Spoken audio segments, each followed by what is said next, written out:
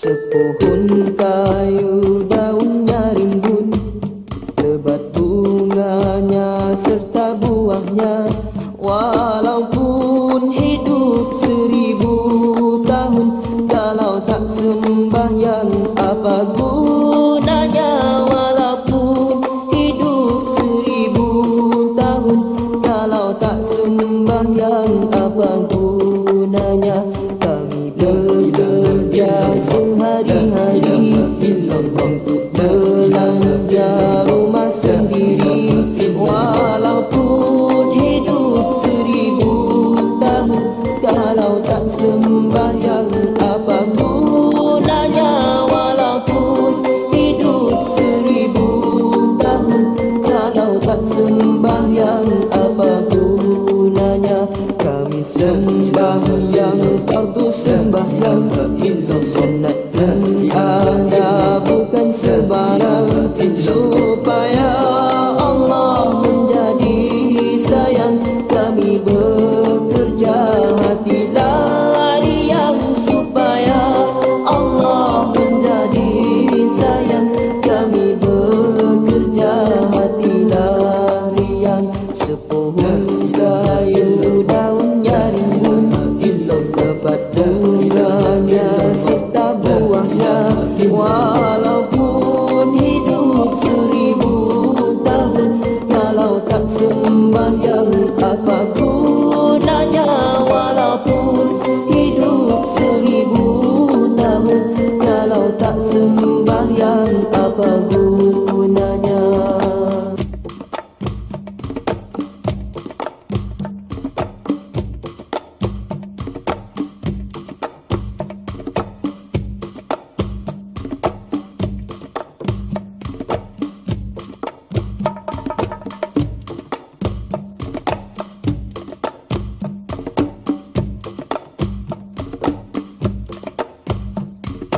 Kami sembahyang di malam waktu, siang dan malam sudahlah tentu.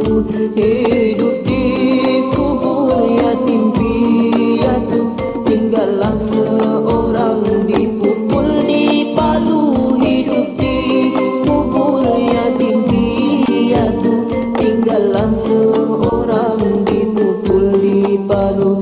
Dipukul di palu sehari-hari, barulah dia sedarkan diri.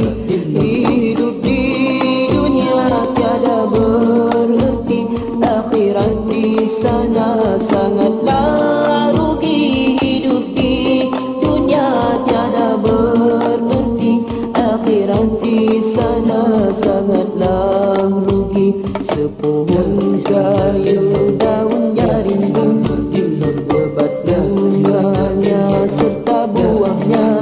Walaupun hidup 1000 tahun, kalau tak sembahyang apa gunanya? Walaupun hidup 1000 tahun, kalau tak sembahyang apa gunanya? Sepohon kayu daunnya rimbun, lebat bunganya serta buahnya. Walaupun hidup 1000 tahun, kalau tak sembahyang apa gunanya? Walaupun hidup 1000 tahun, kalau tak sembahyang apa